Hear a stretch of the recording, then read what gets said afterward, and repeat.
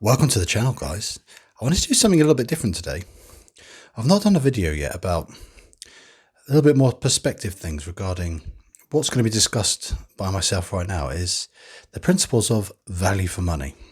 This is something I know gets a lot of interest from you kind viewers looking for videos, doing your research and looking for value for money watches, bang for buck, all these sayings.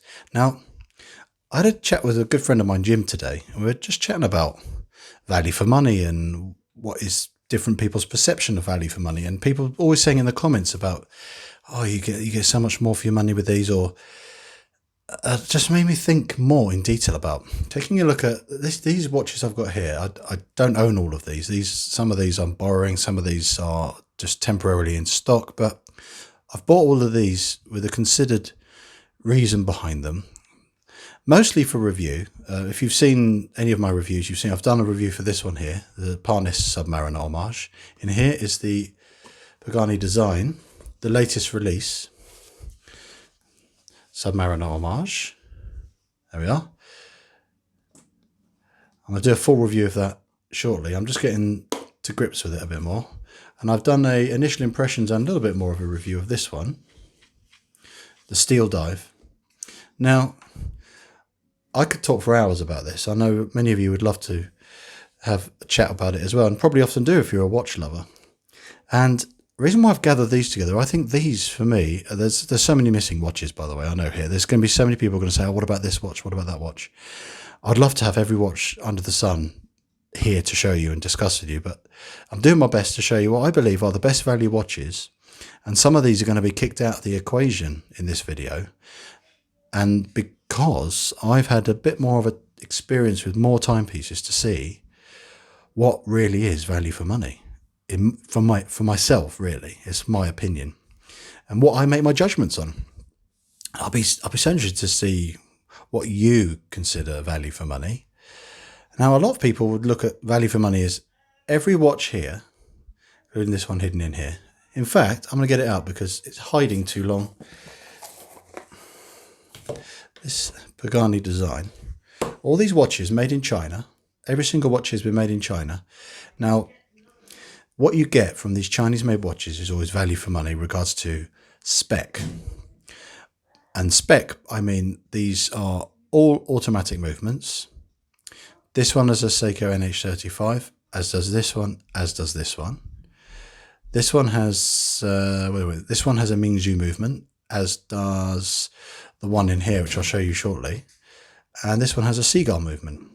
So you've got a real contrast of budget movements, but they are all running really good time. I've timed all of them. This one at the moment is running plus 0.6 seconds a day with the Seiko. They're all running well within tolerances that they normally state. So value for money wise, you're getting a reliable, accurate movement. I've not had any issues with any of these watches with their timekeeping. That's a great thing for me. If I'm buying a watch, I want it to be accurate as best possible for an automatic watch.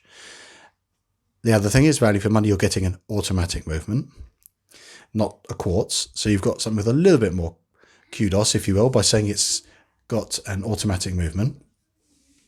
And then the materials used, they're all made with 316L stainless steel. I'm not sure about all of their bracelets being exactly the same grade of steel. I've upgraded this bracelet. I've upgraded this strap, just so you know, because I'm really into changing my straps out, really. That's part of the fun of these watches, is it's not very expensive to change the look completely.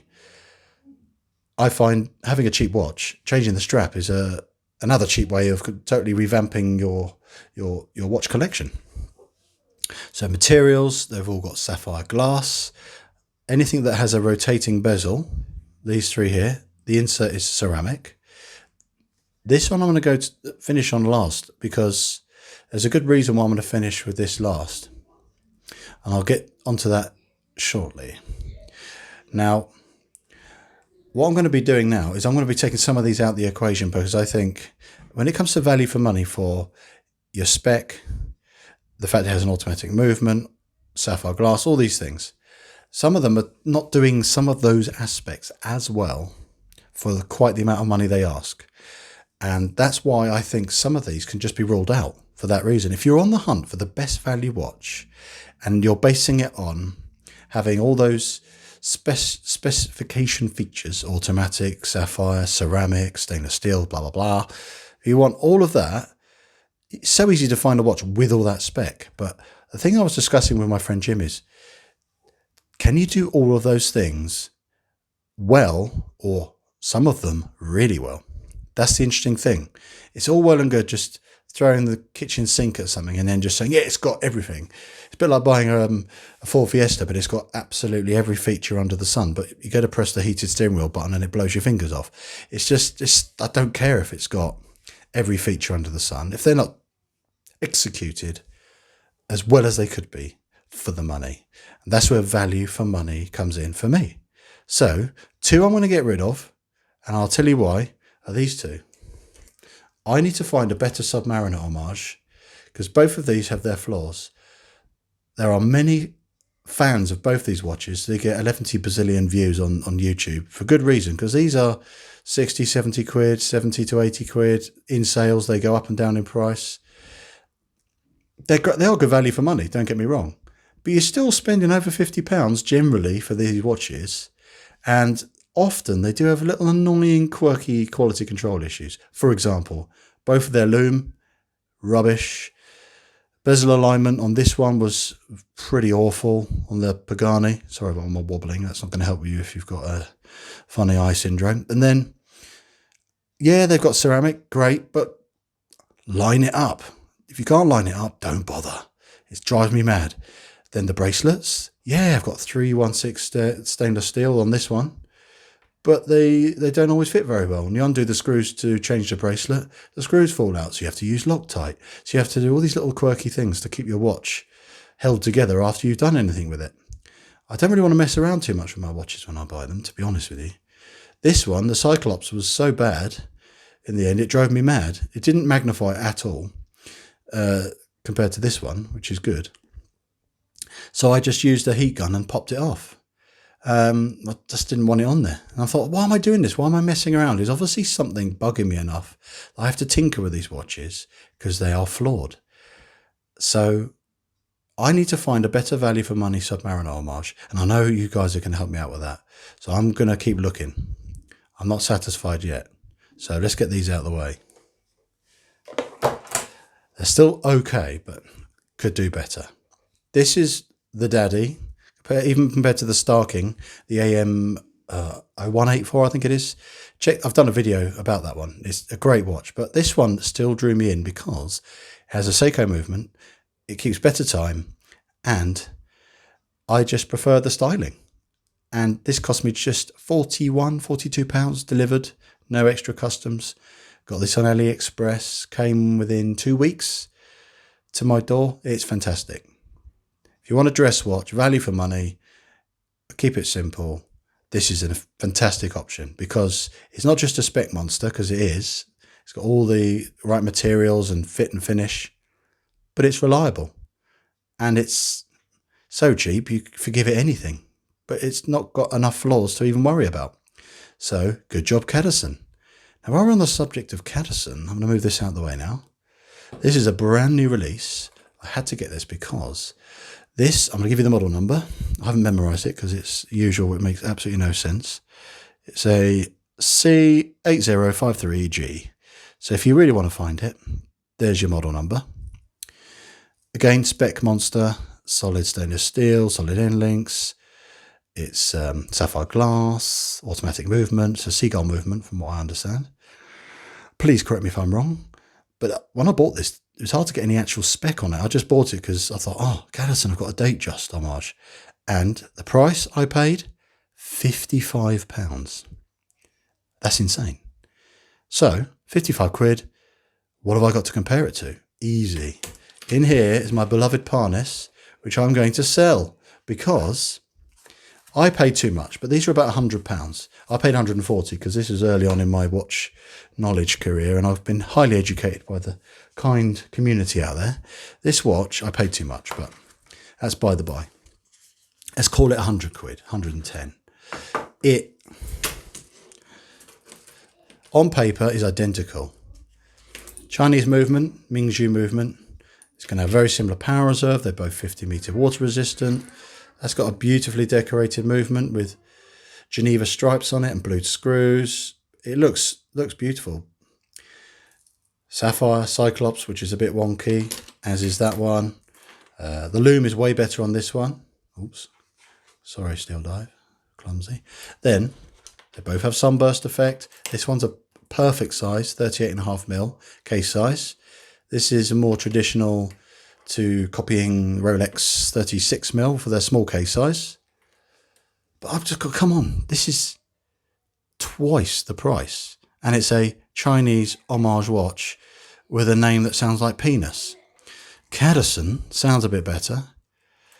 It's, in my opinion, more aesthetically pleasing. And if you're looking for value for money, you can buy two of these. They've got two other colorways at the moment. They've got silver sunburst and a black and gold one. Depends on your style. I like blue because it's my favorite color. But yeah, lovely little surprise result there. Just found this and I thought, let's check it out. It's probably rubbish for 55 quid, but it's not. It is amazing. I'm not exaggerating. So that's how you end up going, well, when it comes to value for money, date just homages or a smart, sporty dress watch, bye-bye Parnis. So this is how I go through the process of thinking about value for money. And I think I found here in this Steel Dive, I bought this for £105 from a UK-based company. Check out their website. It's steeldiveuk.com. Here's their website. And I've had a really good buying experience. I was blown away. And I bought this because I was thinking, for £105, something that is a little bit more than your quite basic plasticky Casios and entry-level Seikos, things like that. Something that has this level of specification, can it be any good? You know, what kind of flaws is it going to have to justify its price being so low for what you get? And please check out my review. I'll go in a lot more detail about this watch, and I'm very positive about it. That's why I brought it into this video, because it has BGW9 loom, C3 loom on the indices, has ceramic bezel, 120 click. It's supposedly 200 meter water resistant. It's a faithful homage to the Captain Willard, which if you were to buy this from Seiko, the closest thing they've got that's Willard-esque is about £1,000. And then they did do a $4,000 plus reissue in 2019. This was £105. I'll put it on this waffle strap from one of my other watches, from this Saint Martin Great Wave, because this is more in keeping with the original design. So I was thinking, I want a bit of a all-round tall watch that has all the features I'm looking for, automatic. It feels luxurious. It's well made. The logo makes sense. Steel Dive sounds cool. You know, it just feels right. So this is jumping to the top of the pile for me at the moment for Chinese homage watches or Chinese made watches, upper end level, before we get into things like Seagull, etc., which they do make some incredible pieces. And I'll definitely look to get some of those for those of you out there who poo-poo these homages and they want proper Chinese watches. I'll get there, guys. I'm not a multi-millionaire yet. So in the meantime, I'm going to have to splash out on these 55 quid watches. So in the meantime, I'm enjoying sharing these little hidden treasures with you that they're really upping their game. £55 is as good as a watch twice the price. That's also a Chinese homage. If they charge £200-300 for this in the shops, you'd still be happy with it. Quality control is exceptional, apart from maybe the Cyclops. But we'll forgive it that because this costs £55. This, I can't find anything that's dramatically or even remotely out of alignment or finish. It's, I don't know how they do it. I'm blown away. Thumbs up to Steel Dive. No wonder our good friends at steeldiveuk.com have decided to sell these, because anyone who's reviewed these is impressed as I am, and I can see why. So that's me concluding this video about the principles of value for money watches made in China and what do you get. Thanks for watching, and I'll see you in the next one, which won't be long. Bye for now.